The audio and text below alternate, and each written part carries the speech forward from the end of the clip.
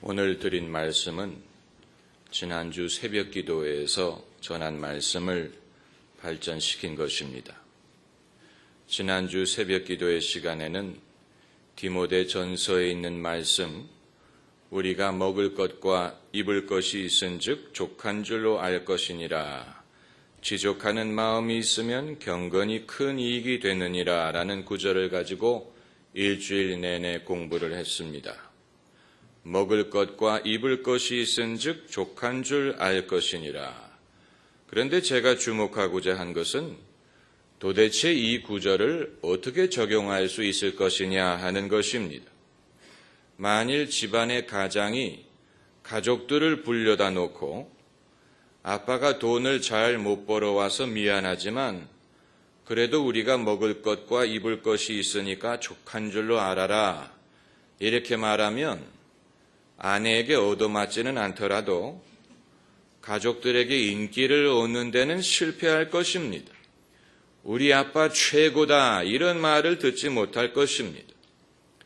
만일 처녀에게 청혼하는 청년이 저에게 시집을 와주시면 호강을 시켜드리지는 못하겠지만 먹을 것과 입을 것이 있을 테니 족한 줄로 아십시오, 이렇게 말한다면 누가 시집을 오겠습니까?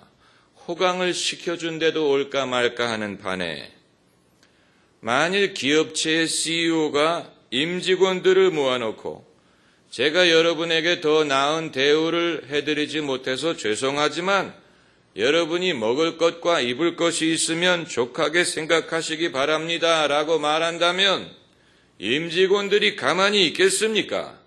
노조가 가만히 있겠습니까? 주주들이 가만히 있겠습니까?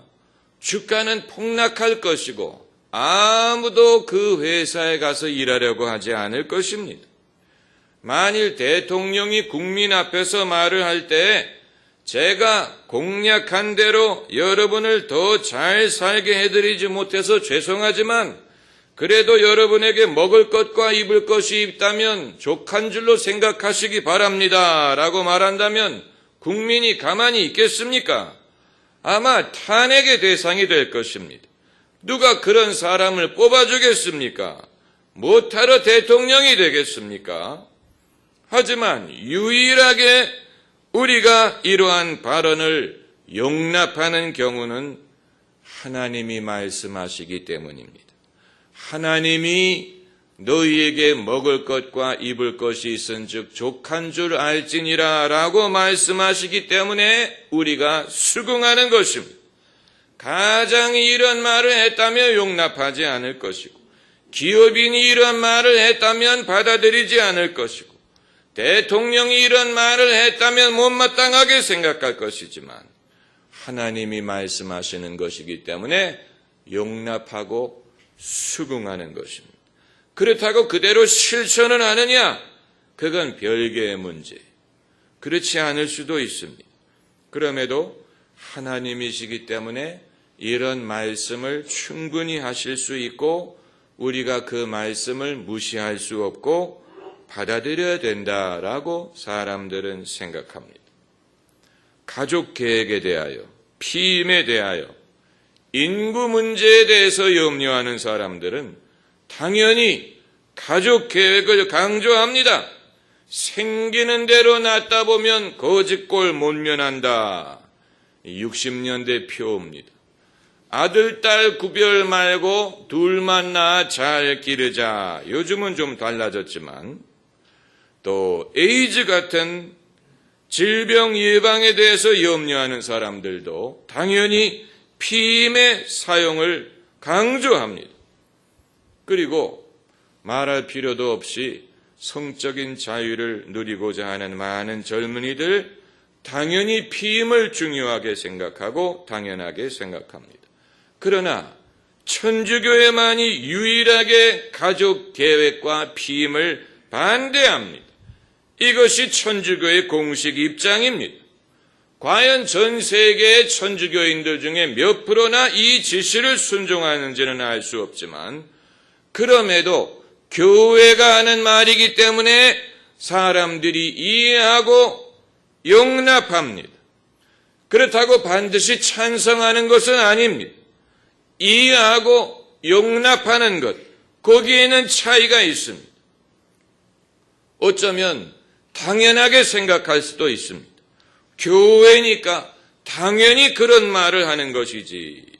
그게 아니고 교회가 나서서 피임과 가족 계획을 장려한다면 그게 오히려 이상한 것이 될 것입니다. 교회가 너무 인간의 현실에 대하여 현실적이고 쉬운 말을 한다면 그것이 오히려 이상한 것이 될 것입니다.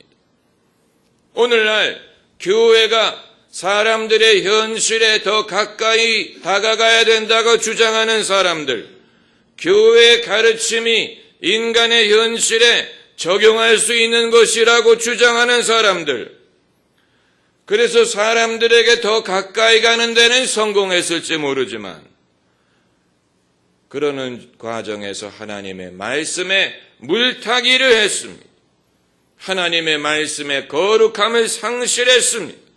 그래서 이것이 교회의 메시지인지 세상의 메시지인지를 구별하기가 어렵게 됐습니다. 소위 성공의 비결 같은 메시지, 요즘 몇 년째 서점에서 제일 잘 팔리는 책이 성공학에 대한 책입니다. 사람들이 굳이 교회에 오지 않아도 성공의 비결, 자기 개발에 대한 노하우는 얻을 때가 많이 있습니다. 그런데 못하러 교회까지 여기에 동참을 해야 된다는 이 얘기입니까?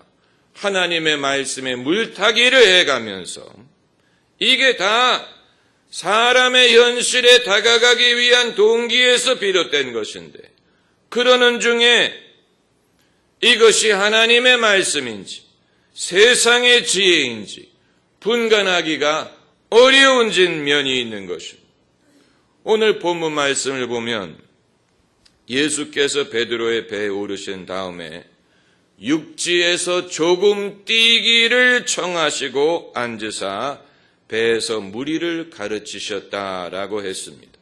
육지에서 조금, 많이는 아니고 조금 뛰기를 청하시고 그리고 그 배에서 무리를 가르치셨다라고 했습니다. 예수께서 육지에서 조금 뛰셨다라는 사실을 주목해야 됩니다. 이건 우연한 것이 아닙니다. 누가가 우연히 이것을 기록한 것이 아니고 여기에는 우리에게 말하고자 하는 의미가 담겨져 있는 것입니다. 예수께서 육지, 즉 땅, 사람들이 살고 있는 세상으로부터 약간의 거리를 떼었다는 말은 하나님의 말씀의 거룩함을 나타내는 것입니다. 거룩하다라는 말은 구별되었다라는 뜻입니다. 하나님의 말씀이 거룩한 이유는 사람의 생각, 사람의 현실, 사람의 합리성, 사람의 필요성, 사람의 입장, 이 모든 것과 약간 거리가 떨어져 있기 때문입니다. 그렇기 때문에 거룩한 말씀이고 하나님의 말씀인 것입니다. 그러지 않고 사람의 생각, 필요, 현실을 그대로 부합한다면 그것은 사람의 말이지 하나님의 말씀이 아닌 것입니다. 성경에 예수님의 말씀을 진지하게 읽어보신 분들은 예수님이 인간의 현실적인 문제에 대하여 거의 언급하지 않으셨다는 사실을 발견하게 될 것입니다. 예수님은 직장 생활에 대해서 거의 언급하지 않으셨고, 결혼 생활에 대해서 일절 언급하지 않으셨고, 자녀 교육에 대해서 한 번도 말씀하지 않으셨고, 가정의 경제, 국가 경제, 민주주의, 정치, 문화, 예술에 대해서 우리가 평소에 많은 관심을 갖고 있는 것에 대하여 예수님은 거의 언급하지 않으셨다는 사실을 발견할 수 있습니다. 이것은 희한한 일이지만 사실이에요. 예수님이 많은 병자를 고치셨지만 예수님은 한 번도 건강에 대해서나 위생에 대하여 말씀하신 적이 없습니다. 예수님은 가난한 사람들을 위하셨지만 예수님은 한 번도 가난을 어떻게 극복할 것이냐, 여기에 대해서 한 번도 말씀하지 않으셨습니다. 예수님에게는 경제라는 개념이 아예 없었습니다. 예수님께서는 여성들을 위하셨지만 여성의 권익, 여성의 지위 향상에 대해서는 한 번도 말씀하지 않으셨습니다. 예수님은 로마 식민지인 이스라엘 사람으로서 이스라엘 사람들의 애환을 이해하셨지만 이스라엘의 독립이든 로마에 대한 저항에 대하여 한 번도 말씀하지 않으셨습니다. 오히려 원수를 사랑하라 말씀하셨고 내 나라는 이 세상에 속한 것이 아니니라고 말씀하셨습니다. 예수님의 관심사는 하나님의 나라였습니다. 예수님은 하나님의 나라에 대해서 말씀하셨고 하나님의 나라를 전하셨습니다. 그렇기 때문에 실망하는 사람들이 많았습니다. 이는 어려운 말씀이로다라고 떠나가는 사람들이 있었다라고 했습니다. 그러나 예수께서는 하나님의 나라의 관점에서 모든 것을 보셨습니다. 그렇기 때문에 심령이 가난한 자는 복이 있나니 천국이 저희 것이며 이렇게 말씀하실 수가 있었던 것이고 애통하는 자는 복이 있나니 저희가 위로를 받을 것이며 라고 말씀하실 수가 있었던 것입니다. 세상에 누가 가난하기를 원하는 사람이 있고 애통하기 좋아하는 사람이 어디 있습니까? 하지만 하나님의 나라는 세상의 나라와 다른 것입니다. 실천하기 어렵기 때문에 하나님의 말씀이, 실천하기 어렵기 때문에 거룩한 말씀인 것입니다. 그렇기 때문에 오히려 납득할 수가 있습니다. 사람들이 얼마나 좋아하고 사람들이 얼마나 쉽게 실천하고 그것을 가지고 판단할 수 있는 것이 아닙니다. 사람들이 쉽게 좋아하지 않기 때문에 하나님의 말씀이, 이 사실을 깨닫게 되면 예수님의 말씀에 대하여 불평하지 않습니다. 저도 예수님의 말씀에 대해서 불평이 많은 사람 중에 하나였습니다. 왜 그렇게 어려운 말씀들만 하시느냐, 오른 뺨을 돌려대라, 이런 말씀 얼마나 어렵습니까? 원수를 사랑하라. 친구도 사랑하기 어려운데 어떻게 원수를 사랑하라고 합니까? 또 여자를 보고 마음에 욕심을 갖는 자마다 간음을 했다. 그럼 남자를 보라는 얘기입니까? 저는 이런 것에 대하여 왜 이렇게 불가능한 말씀만을 하실까 불만이 많았는데 지금은 이해가 됩니다. 예수님의 말씀과 우리의 현실 사이의 거리, 거기에 거룩함이 있는 것입니다. 임의로 이 거리를 좁히려는 노력이 오히려 오류와 오해를 낳았습니다. 여러분, 우리가 좁힐 수 있는 게 있고 좁혀서는 안 되는 것이 있습니다. 빈부의 격차, 그건 좁혀야 됩니다. 남녀 간의 격차, 그것도 좁혀야 됩니다. 사람과 사람 사이의 격차, 좁혀야 됩니다. 그러나 거룩함과 세속함의 격차, 그것은 좁히려고 하면 안 됩니다. 여러분, 가톨릭 성당 내부를 들어가 보면 신부님이 집전하는 강단은 성도들이 접근할 수 없도록 해놨습니다. 그 사실을 아십니까? 어떤 성당은 아예 강단 주변에 철창까지 쳐놨습니다. 아무나 들어올 수 없다는 얘기입니다. 그러면 안 되는 거 아니냐? 오늘 본문에서 그 원리를 우리가 발견합니다. 예수님이 일부러 육지에서 거리를 띄우시고 거기에서 가르치신 것입니다. 예수님이 왜 그렇게 하셨느냐? 예수님은 사람들을 사랑하시지만 시장 잣배들과 어울려서 말씀하시는 것과는 다른 말씀이라는 것을 우리에게 보여주고자 하신 것입니다. 여기까지는 거룩한 성격에 대한 내용이었습니다마는 그렇다고 해서 예수님의 말씀이 우리의 현실적인 문제와 전혀 상관이 없는 고상하고 고결한 말씀뿐일 것이라고 생각하면 안 됩니다. 그게 바로 불신자들의 결정적인 실수예요. 그들은 하나님의 말씀에 대해서 편견을 갖고 어렵다, 거룩하다, 나와 상관이 없다 하고 아예 관심을 꺼버렸습니다. 이것이 불신자들의 미련함이요 오만함입니다. 많은 사람들이 그런 생각 때문에 하나님의 말씀과 하나님으로부터 멀어졌습니다. 그것은 실수예요. 미련한 실수, 오만한 실수예요. 우리가 조금만 기다리고 조금만 견딜 수 있다면, 조금만 더 겸손할 수 있다면 예수님이 무리를 가르치신 다음에 베드로에게 뭐라고 말씀하십니까? 깊은 데에 가서 그물을 내려 고기를 잡으라. 베드로가 밤새 수고를 했지만 얻은 것이 없다는 사실을 예수님이 아시고 무리를 다 가르치신 다음에 베드로에게 그의 가장 문제의 핵심의 해결책을 제시하신 것입니다.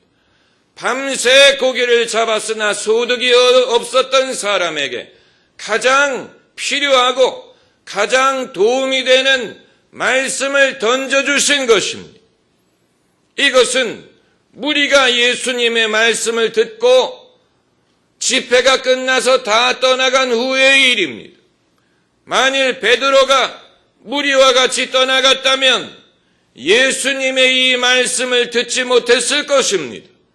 베드로가 무리와 같이 떠나가지 아니하고 좀 더 시간을 내서 예수님과 함께 머물러 있었기 때문에 예수님이 이 말씀을 그에게 하실 수가 있었던 것입니다. 많은 사람들은 주님에게 좀 더 기회를 드리지 않습니다. 쉽게 단정을 내리고 쉽게 실증을 내고 쉽게 떠나갑니다. 저는 성도님들의 그 동기를 이해합니다. 효과적인 사람일수록 최소한의 노력으로 최대한의 결과를 얻으려고 합니다. 그것이 이 세상에서는 아주 유효한 방법이 최소한의 노력으로 최대의 결과를 거두는 것. 그러나 신앙생활을 그렇게 할 수 없습니다. 신앙생활도 최소한의 노력으로 최대의 결과를 거두려고 하면 안 됩니다. 그건 하나님의 나라에는 통하지 않는 방법입니다. 그렇기 때문에 예배가 끝났다고 곧바로 떠나가는 사람, 불필요한 모임에는 관심이 없는 사람, 나와 상관이 없는 교회 행사에는 신경을 끄는 사람, 이게 소위 최소한의 노력으로 최대한의 결과를 얻으려고 하는 것인데, 이런 사람은 예수님이 육지로부터 거리를 뗀 다음에 하신 말씀은 들을 수 있을지 모르지만 집회가 끝난 후에 예수님이 베드로 개인에게 깊은 데에 가서 그물을 내려 고기를 잡으라 라고 주시는 레마의 말씀을 듣지 못할 것입니다. 예수님이 하늘에 속한 고결하고 고귀한 말씀만 하는 게 아니에요. 땅에 속한 말씀도 하십니다. 우리와 관계될 말씀을 하십니다. 이것을 모르기 때문에 주님을 모르는 것이고 주님의 능력을 경험하지 못하는 것입니다. 예수님이 하늘의 일에만 관심이 있는 게 아닙니다. 당신의 말씀을 순종하는 사람들에게는 덤으로 선물을 주실 때가 있습니다. 이건 받아본 사람만이야 합니다. 주가 나와 동행을 하면서 나를 친구 삼으셨네. 우리 서로 받은 그 기쁨은 알 사람이 없도다. 받아본 사람만 알아. 이러한 역사를 경험해 본 사람만이야 합니다. 베드로가 밤새 수고를 했으나 얻은 것이 없다는 사실을 모르시는 게 아닙니다. 예수께서 우리의 형편과 처지를 모르시는 게 아닙니다. 저는 17살 때 예수님을 믿고 목사가 되겠다고 헌신한 다음부터 인생이 풀리기 시작했어요. 그 이전과는 비교할 수가 없을 정도로 저의 진학이든 진로든 그 이전에는 꿈도 꾸지 못할 일들이 예수님께 헌신한 다음에 쉽고 평이하게 풀리기 시작했습니다. 반대로 제가 이기적이고 육신적인 방법으로 살 때는 인생이 잘 풀리지 않았습니다. 성경 말씀 그대로입니다. 높아지려 하면 낮추시고 낮아지면 높이시고 우리가 살고자 하면 죽고 죽으면 삽니다. 여러분, 예수님의 말씀은 거룩한 말씀이, 어려운 말씀이, 진리의 말씀이, 우리가 그 말씀 앞에 겸손히 청종을 해야 됩니다. 그 말씀을 존중하고 마음을 열고 최대한 따라야 됩니다. 그러노라면 주님께서 내게 축복이 되는 말씀을 주실 때가 있습니다. 나의 삶에 아주 중요한 전환점이 되는 그러한 인도를 하실 때가 있다는 얘기입니다. 베드로가 바로 그런 경우입니다. 베드로가 그런 경험을 했기 때문에 더 이상 어떤 것도 염려하지 않고 예수님을 쫓을 수가 있었던 것입니다. 당신의 말씀을 따르는 것이 우리에게 얼마나 유익이 되는가 하는 것을 깨닫게 되는 순간이요.